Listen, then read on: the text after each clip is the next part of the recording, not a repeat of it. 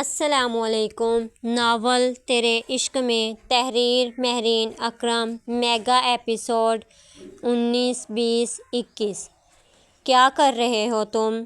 ایک کام تم لوگوں سے ٹھیک سے نہیں ہوتا؟ میں نے کہا بھی تھا اس کا دھیان رکھنا، وہ بھاگنا نہیں چاہیے۔ اب اسے روکنے کا کوئی فائدہ نہیں ہے۔ جلدی سے ٹریفک پولیس سے رابطہ کرو اور سرحان عالم کی تصویر انہیں بھیجو۔ ساتھ یہ نوٹ بھی بھیجو، جہاں بھی وہ نظر آئے اسے فوراً اریسٹ کرو۔ اگر بھاگنے کی کوشش کرتا ہے تو انکاؤنٹر کر دو۔ منہا نے اپنی گن سائیڈ بیلٹ میں رکھی اور کانسٹیبل کے ہمراہ گاڑی کی جانب آئی۔ اس کا ارادہ اب پولیس اسٹیشن جانے کا تھا۔ میم، وہ کبھی بھی جیل میں نہیں جائے گا۔ ایسے لوگ جرم کے بعد بھی سرعام گھومتے ہیں۔ ہمارے معاشرے میں لڑکیوں کے ساتھ زبردستی کرنا، انہیں قتل کر دینا، غیرت کے نام پر قتل کرنا، عزت کے نام پر اسے قربان کرنا، یہ سب عام ہو گیا ہے۔ اگر قانون میرے ہاتھ میں ہوتا تو میں ایسے لوگوں کو سرعام پھانسی دیتی۔ منہا نے اس کی بات کا جواب دیا۔ منہاج اور زیام دونوں میٹنگ اٹینڈ کرنے کے بعد زیام کے آفس میں بیٹھے تھے۔ اچانک زیام کا موبائل رنگ ہوا۔ اس نے لاک کھول کر موبائل دیکھا، جہاں کسی کا میسج اسے ریسیو ہوا تھا۔ میسج دیکھ کر وہ مسکرانے لگا۔ کیا ہوا؟ کسی گرل فرینڈ نے لو یو بولا ہے جو مسکرا رہے ہو؟ تمہیں میرا مسکرانا برا لگا ہے کیا؟ ویسے تمہارے لیے ایک اچھی خبر ہے۔ اس نے موبائل کو ٹیبل پر رکھا۔ کیا؟ منہا بھابھی کی طلاق کا کیس ختم ہو گیا ہے۔ سیریسلی؟ وہ جیسے حیران تھا۔ نہیں، میں تمہارے ساتھ ایسا مذاق کیوں کروں گا؟ تم کیا میری سالی ہو؟ اتنی اچھی شکل نہیں ہے، مگر پہلی دفعہ کوئی اچھا کام انجام دیا ہے۔ تو اب کیا ارادہ ہے؟ شادی کا، اس نے اطمینان سے جواب دیا۔ کب؟ وہ کبھی بھی تم سے شادی نہیں کرے گی۔ جیسی تمہاری پہلی ملاقات رہ چکی ہے۔ اس سے پوچھا کس نے ہے؟ میں راضی ہوں نا، یہی کافی ہے۔ تو کب ارادہ ہے؟ میں تو کل کا سوچ رہا ہوں۔ اس نے اپنا موبائل اٹھایا اور کچھ ٹائپ کرنے لگا۔ اور مما؟ آج گھر جا کر مما سے بات کرتا ہوں۔ کل نکاح کی تقریب رکھتے ہیں۔ کیا؟ زیام کو جیسے جھٹکا لگا۔ بالکل وہی جو تم نے سنا۔ اس سے پہلے دونوں میں کوئی اور بات ہوتی۔ لیزل دروازہ نوک کرتی اندر داخل ہوئی۔ سر، یہ میری شادی کا کارڈ ہے، آپ لوگ لازمی آئیے گا۔ اور ساتھ اشمال میم اور عماد سر کو بھی لائیے گا، مجھے بہت خوشی ہوگی۔ بہت بہت مبارک ہو لیزل شادی کی، اور ہم ضرور کوشش کریں گے تمہاری شادی میں شریک ہونے کی۔ زیام نے کارڈ لے کر ٹیبل پر رکھا۔ میری طرف سے بھی بہت مبارک ہو لیزل۔ وہ دھیما سا مسکرایا۔ شکریہ سر۔ وہ مسکرا کر باہر نکل گئی۔ کیا زمانہ آ گیا ہے، باس ابھی کنوارے ہیں اور ورکرز کی شادیاں ہو رہی ہیں۔ میرے ساتھ گھر چلنا ہے یا پھر اپنی گاڑی سے آؤ گے؟ تم جاؤ، مجھے تھوڑا کام ہے۔ منہاج نے ٹیبل سے موبائل اٹھا کر پاکٹ میں ڈالا اور گاڑی کی چابیاں اٹھائیں۔ کام تمہیں کیا ہو سکتا ہے؟ لازمی اس وقت ایس پی سے عزت افزائی کروانے کا ارادہ ہوگا۔ تو کیا ہوا؟ ہونے والی بیوی سے تھوڑی عزت افزائی ہو جائے، یہ تو مجھے لگتا ہے ثواب کا کام ہے، اور میری دعا ہے ایسا ثواب تمہیں صبح دوپہر شام نصیب ہو۔ زیام نے اسے زچ کیا۔ تم میرے بھائی کم دشمن زیادہ ہو۔ بالکل ٹھیک اندازہ لگایا۔ اس نے کندھے اچکا کر کہا اور وہاں سے نکل گیا۔ منہاج نے اپنی گاڑی سٹارٹ کی۔ اس کا رخ پولیس اسٹیشن کی جانب تھا جو سکندر ہاؤس کے راستے میں آتا تھا۔ 5 منٹ کا سفر کرنے کے بعد اچانک اس کی گاڑی کو بریک لگی۔ سر، آپ آگے نہیں جا سکتے، راستہ بند ہے۔ کیوں نہیں جا سکتا؟ یہ روڈ تمہارے باپ کی ہے۔ سر، کمشنر صاحب نے یہاں سے گزرنا ہے، اسی لیے ٹریفک بند کی ہوئی ہے۔ تمہاری ایس پی کہاں ہے؟ میڈم، وہ وہاں ہے۔ اس نے سامنے اشارہ کیا۔ منہاج نے گاڑی کو گھمایا اور منہا کی جانب سپیڈ تیز کی، جبکہ کانسٹیبل اسے آواز لگا رہا تھا، سر، وہاں جانے کے لیے منع کیا گیا ہے۔ منہا نے شور کی آواز پر پلٹ کر دیکھا۔ گاڑی سے وہ پہچان چکی تھی ڈرائیو کون کر رہا ہے۔ اس نے منہا کے سامنے گاڑی روکی اور نکل کر اس کے سامنے آ کر رکا۔ اندھے ہو کیا؟ نظر نہیں آتا؟ سامنے راستہ بلاک ہے۔ جہاں محترمہ نظر آ جائیں وہاں آس پاس ہر چیز مجھے دھندلی دکھائی دیتی ہے۔ منہا کو اس کی ڈھٹائی پر غصہ آیا۔ تمہیں تو میں بعد میں دیکھ لوں گی، ابھی اپنی یہ گندی شکل یہاں سے گم کر لو۔ بالکل، اب تو محترمہ مجھے روز دیکھو گی اور میری شکل بہت اچھی ہے، آخر اس چہرے کا آدھا نیو یارک دیوانہ ہے۔ تم یہاں سے جا رہے ہو یا پھر دوبارہ جیل کی ہوا کھانی ہے؟ نہیں، اس کی ضرورت نہیں ہے، بہت جلد ہی اب تم میری قید میں آنے والی ہو۔ اپنی بکواس بند کرو، کمشنر کے آنے کا وقت ہو رہا ہے، اپنی گاڑی کو ہٹاؤ۔ کیوں جی؟ کمشنر ہے یا پھر کوئی ٹرک جسے گزرنے کے لیے پورا روڈ چاہیے؟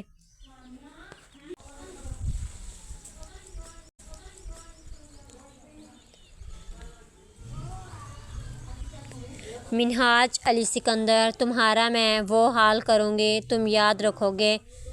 اب اسے اس کی ڈھٹائی پر غصہ آیا تھا۔ یار، ایک دفعہ پھر سے میرا نام لو، ویسے بھی حال تو برباد کر دیا ہے، کسی پرانے زمانے کی چڑیل کی طرح دل سے چپک گئی ہو۔ سچ بتاؤ محترمہ، میں اچھا لگتا ہوں؟ زہر لگتے ہو مجھے۔ اب اگر تم یہاں سے نہیں گئے تو اچھا نہیں ہوگا۔ تم کہتی ہو تو چلا جاتا ہوں، میری ہارٹ بیٹ۔ اس نے آنکھیں دبا کر کہا اور وہاں سے نکل گیا۔ الرٹ ہو جاؤ سب، 5 منٹ میں سر یہاں سے گزریں گے۔ ہر طرف ٹریفک پولیس نے راستہ بلاک کر رکھا تھا۔ سرحان کی کوئی خبر نہیں تھی۔ کمشنر کی گاڑی سے پہلے 3 گاڑیاں گزری، چوتھی میں خود تھا۔ گاڑی کا شیشہ آدھا نیچے تھا، سپیڈ تیز تھی۔ سرحان؟ میڈم، میں نے کہا تھا وہ آپ کے ہاتھ کبھی نہیں آئے گا۔ کمشنر سر ہی اب اسے بحفاظت کہیں پہنچائیں گے۔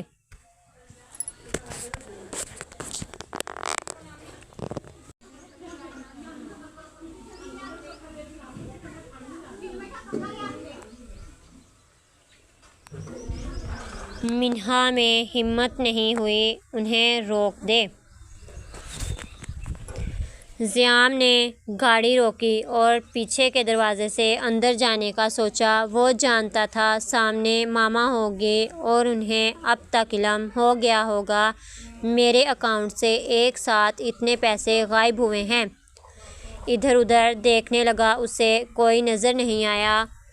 اس نے جلدی سے اپنے کمرے کا رخ کیا۔ زیام، یہ چوروں کی طرح گھر میں کیوں داخل ہوتے ہو؟ اشمال کی آواز پر زیام کے قدم وہیں فریز ہو گئے۔ مر گیا آج تو۔ یا اللہ میری مدد کرنا مما سے جھوٹ بولنے میں، ورنہ آج میری خیر نہیں۔ جی مما، وہ میں کال سن رہا تھا تو سنتے سنتے پتہ نہیں چلا ادھر سے آ گیا۔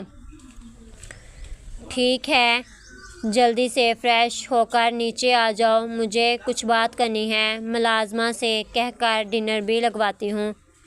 منہاج آ جائیں مما، پھر ساتھ کریں گے ڈنر۔ وہ بھی اگلے 10 منٹ میں یہاں ہوگا۔ اشمال نے اسے اپنے کمرے میں جانے کا اشارہ کیا اور خود لاؤنج میں آ گئی۔ زیام نے تیزی سے سیڑھیاں عبور کیں اور اپنے کمرے میں آ گیا۔ عماد، اپنے لاڈلے بیٹے کو فون کرو اور بولو ڈنر ہمارے ساتھ کرے گا۔ مجھے اگلے 10 منٹ میں وہ یہاں ٹیبل پر چاہیے۔ کیوں بھی ٹیبل پر کھانا سجواؤ گی یا پھر اپنے بیٹے کو؟ عماد کندھے اچکا گیا۔ شٹ اپ عماد، اس وقت مذاق کے موڈ میں نہیں ہوں۔ اسے فون کرو۔ کسے فون کرنا ہے؟ منہاج اپنے بالوں میں ہاتھ پھیرتا اندر داخل ہوا۔ تمہیں ہی کرنا تھا، تمہاری ماں چاہتی تھی آج تم ڈنر ہر حال میں ہمارے ساتھ کرو گے۔ کیا بات ہے مما، آج میری اتنی یاد آ رہی تھی؟ مجھے تو دال میں کچھ کالا لگتا ہے۔ عماد اپنی چیئر گھسیٹ کر اپنی جگہ سنبھالی۔ ساتھ والی چیئر پر منہاج بیٹھ گیا۔ زیام کہاں ہے مما؟ وہ ابھی تک نہیں آیا۔ آ گیا ہوں، فریش ہونے گیا تھا۔ مما مجھے بہت بھوک لگی ہے، کھانا لگوا دیں۔ زیام نے گہری سانس لی۔ ملازمہ نے ٹیبل پر کھانا لگایا۔ سب لوگوں نے اپنی اپنی پلیٹ میں کھانا نکالا اور کھانے لگے۔ زیام نے گہری نگاہوں سے منہاج کو اشارہ کیا۔ اس سے پہلے منہاج اس سے کوئی بات کرتا، اشمال نے اپنی بات کا آغاز کیا۔ زیام، تمہارے اکاؤنٹ کی ڈیٹیل آئی ہے میرے پاس، جس میں صاف لکھا تھا تمہارے اکاؤنٹ سے 3 کروڑ ٹرانسفر کیے گئے ہیں۔ کیا میں جان سکتی ہوں اتنے پیسے کسے بھیجے ہیں؟ منہاج اور زیام دونوں کے گلے میں نوالہ پھنس گیا۔ اچانک دونوں کو ایک ساتھ کھانسی شروع ہو گئی۔ دونوں نے ایک ساتھ پانی کا گلاس سے گلے سے نوالہ اتارا۔ مما، وہ زیام کے ایک دوست کو ضرورت تھی، اسی لیے اسے دیے ہیں۔ منہاج جانتا تھا زیام اس وقت جھوٹ نہیں بول سکتا۔ میں نے زیام سے پوچھا ہے، تم چپ رہو۔ اپنی صحبت میں تم نے اسے بھی جھوٹ کا عادی بنا دیا ہے۔ مما، وہ میرے ایک دوست کو ضرورت تھی۔ منہاج ٹھیک کہہ رہا ہے۔ اس نے منہاج کی بات کو رواں کیا۔ تمہارا ایک ہی دوست ہے اور اسے میں جانتی ہوں۔ آج کل پولیس کی ٹریننگ کر رہا ہے اور مجھے نہیں لگتا اسے پیسوں کی ضرورت ہوگی۔ اتنے پیسوں کی ضرورت ایک بزنس مین کو ہو سکتی ہے اور وہاں تمہارا کوئی دوست نہیں ہے۔ مما، وہ میرے دوست کی منگیتر کی طبیعت زیادہ خراب ہو گئی تھی، اچانک اسے ایمرجنسی لے کر جانا پڑا۔ کیا ہوا تھا اسے؟ وہ مما، اس کا ایکسیڈنٹ ہوا تھا، سر میں گہری چوٹ لگی تھی جس کی وجہ سے فرحان نے اس کی ECG کروائی تھی۔ ڈاکٹر نے بتایا اسے برین ٹیومر ہے، جس کی وجہ سے سرجری کرنی تھی تو اسے ضرورت تھی۔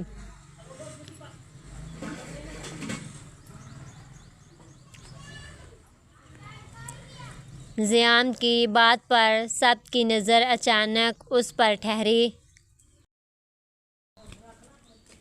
منہاج نے گھور کر اسے دیکھا۔ گدھے کو بولو جھوٹ بولنے کا، وہ بھی اچھا بول لے گا۔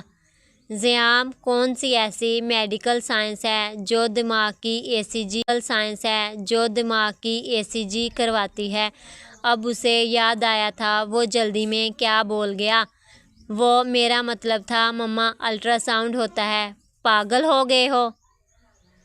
دماغ کا MRI اور CT اسکین ہوتا ہے۔ اب ایک لفظ جھوٹ نہ سنوں۔ اب کی بار اشمال کا لہجہ غصے والا تھا۔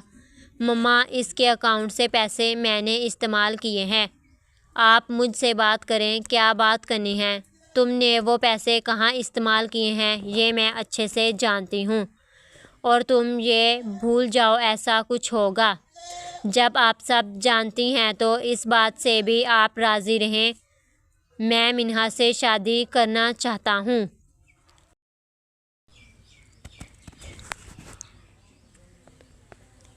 وہ لڑکی مجھے ہرگز نہیں پسند، اور تم میں کس چیز کی کمی ہے جو طلاق یافتہ لڑکی سے تمہاری شادی کرواؤں گی؟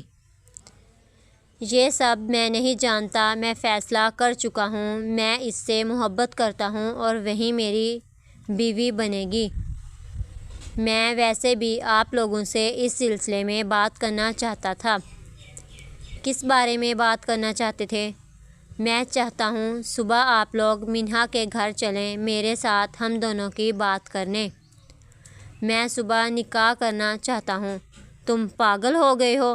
ایسا ہرگز نہیں ہوگا منہاج۔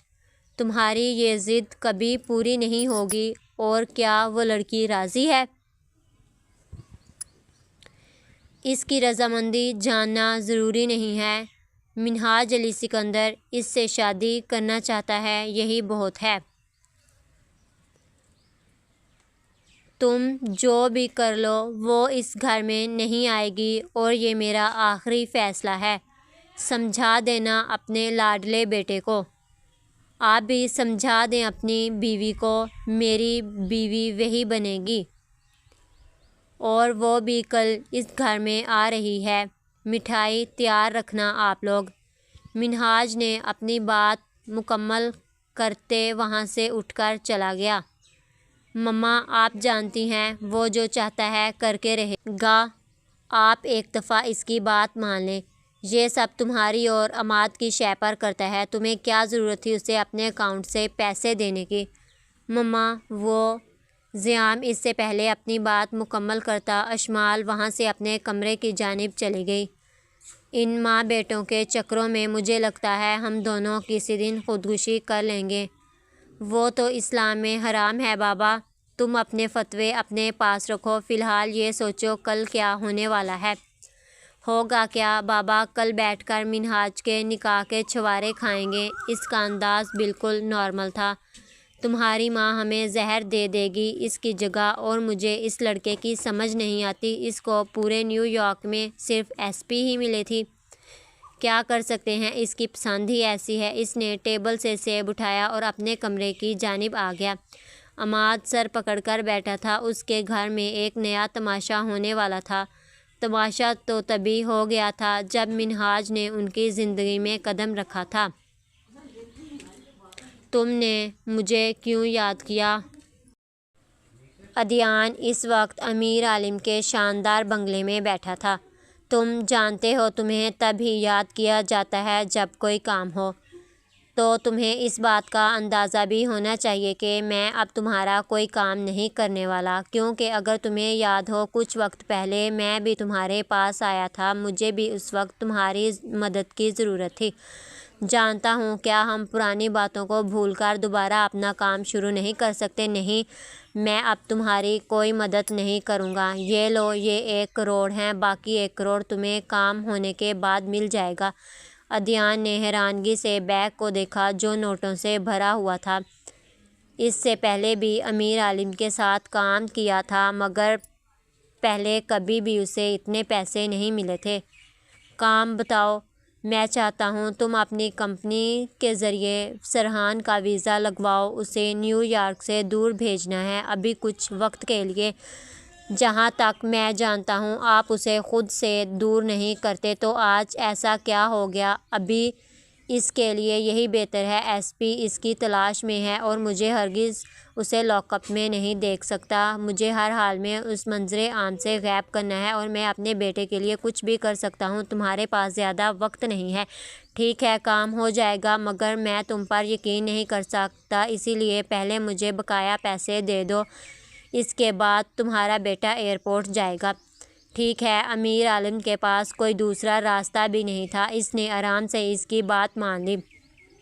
صبح ہو چکی تھی، سورج کی کرنیں ہر طرف اپنا بسیرا بنا گئی تھیں۔ 9 بج رہے تھے۔ منہاج فریش ہو کر کمرے سے باہر نکلا۔ سیڑھیوں سے اترتے اس نے لیزل کو کال ملائی۔ رنگنگ۔ السلام علیکم سر۔ دوسری طرف سے اسپیکر میں ایک باریک سی آواز گونجی، وعلیکم السلام لیزل، آج کی ساری میٹنگ کسی سے کہہ کر اگلے ہفتے میں شفٹ کروا دو۔ آج میں اور زیام دونوں ہی آفس نہیں آئیں گے۔ جی سر، ٹھیک ہے۔ منہاج سیڑھیوں سے نیچے آیا۔ سامنے ہال میں سب لوگ چائے پی رہے تھے۔ کہیں جا رہے ہو؟ عماد نے بیٹے کی تیاری دیکھ کر پوچھا۔ جی جانا ہے کہیں، اس نے نارمل انداز میں جواب دیا۔ آج آفس سے چھٹی لے لو، شام کو کچھ خاص مہمان آ رہے ہیں اور میں چاہتی ہوں اس وقت تم گھر پر ہو۔ میں جانتا ہوں آپ کے کون سے مہمان آ رہے ہیں اور کیا چاہتے ہیں وہ۔ یہ تو اور بھی اچھی بات ہے۔ اشمال نے چائے کا گھونٹ لیا۔ زیام نے حیرانگی سے اسے دیکھا۔ وہ اتنا پرسکون رہنے والوں میں سے نہیں تھا۔ آخر اس کے دماغ میں کیا چل رہا تھا؟ چلیں، منہاج نے ایک نظر اپنے بھائی کو دیکھا۔ واقعی میرے ساتھ جانا چاہتے ہو؟ کیوں، تمہیں شک ہے؟ نہیں، مجھے شک نہیں ہے۔ تمہارے دماغ میں کیا چل رہا ہے؟ میں نے لیزل سے کہہ کر وہ اتنا پرسکون رہنے والوں میں سے نہیں تھا۔ آخر اس کے دماغ میں کیا چل رہا تھا؟ چلیں، منہاج نے ایک نظر اپنے بھائی کو دیکھا۔ واقعی میرے ساتھ جانا چاہتے ہو؟ کیوں، تمہیں شک ہے؟ نہیں، مجھے شک نہیں ہے۔ تمہارے دماغ میں کیا چل رہا ہے؟ میں نے لیزل سے کہہ کر آج کی ساری میٹنگز اگلے ہفتے میں کروا دی ہیں۔ اس کی گاڑی کے پیچھے 5 گاڑیاں اس کے گارڈز کی تھیں۔ تمہارے ساتھ آج تمہارے گارڈز پہلے کی نسبت زیادہ ہیں۔ یقیناً تم آفس تو نہیں جاؤ گے؟ منہاج نے گاڑی پھولوں والی شاپ کے سامنے آ کر روکی۔ خود بھی باہر نکلا اور زیام کو بھی باہر نکلنے کا اشارہ کیا۔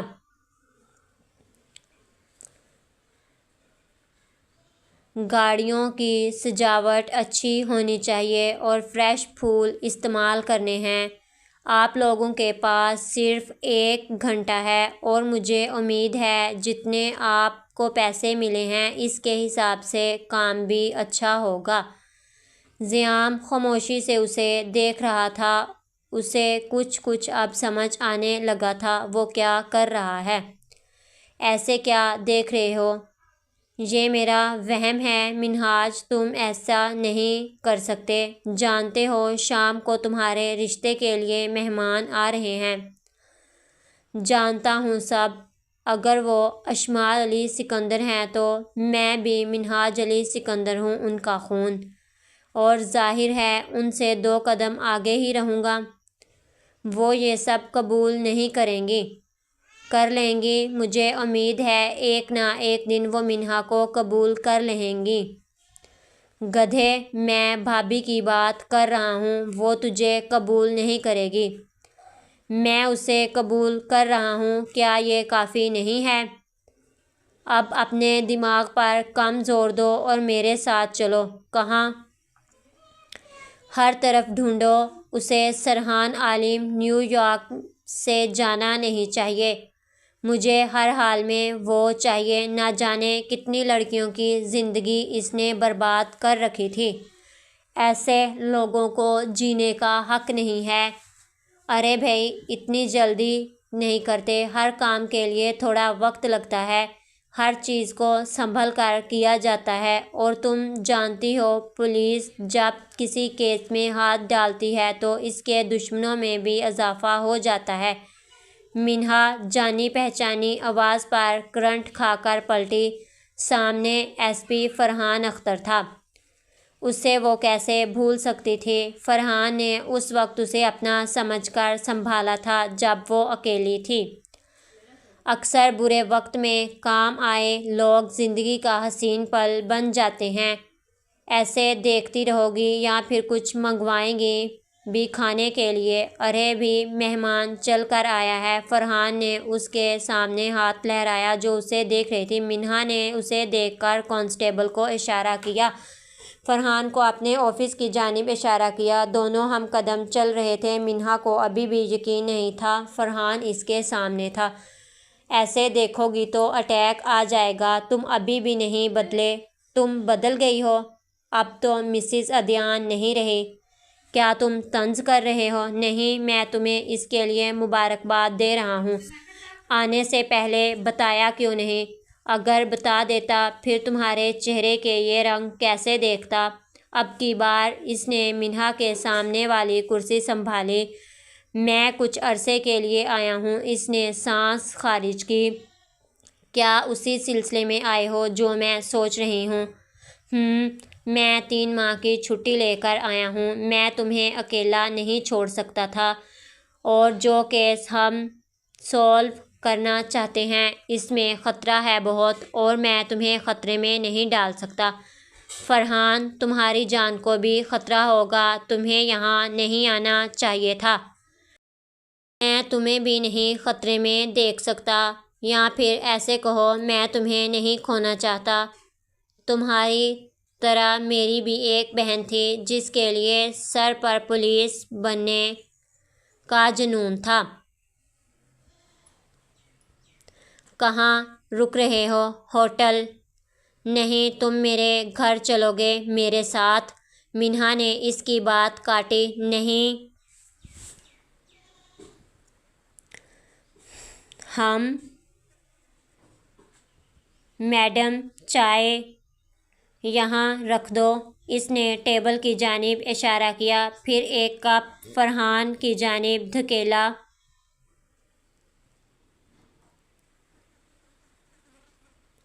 فرحان نے کپ اٹھایا اور چائے پینے لگا، مگر نظریں ابھی بھی منہا کے چہرے پر تھیں۔ دونوں میں بالکل خاموشی تھی۔ کیا تمہیں کچھ اور پتہ چلا اس کے پیچھے کس کا ہاتھ ہے؟ فرحان نے آغاز کیا۔ نہیں، میں نہیں جانتی۔ ابھی تک مجھے نہیں لگتا میں اس کیس کا کچھ حصہ ہی سولو کر پائی ہوں۔ اسے جتنا بھی سمجھنے کی کوشش کر رہی ہوں یہ اتنا ہی الجھتا جا رہا ہے۔ چیزیں اتنی سیدھی نہیں ہوتیں جتنی ہمیں نظر آتی ہیں۔ کیا مطلب؟ کیا کہنا چاہتے ہو؟ مطلب صاف ہے۔ کل تک عدنان حریر تمہیں طلاق دینے کو تیار نہیں تھا، مگر ایک رات میں ایسا کیا ہو گیا کہ وہ پیشی پر آ گیا اور تمہارے حق میں فیصلہ کر گیا؟ حیرانگی تو مجھے بھی ہے، مگر میں بہت خوش ہوں کہ میں اب آزاد ہوں، اور میں اب اس کے بارے میں کچھ بھی سوچنا نہیں چاہتی۔ ٹھیک کہہ رہی ہو۔ خیر، یہ دیکھو۔ فرحان نے فائل کھول کر اس کے سامنے ٹیبل پر رکھی۔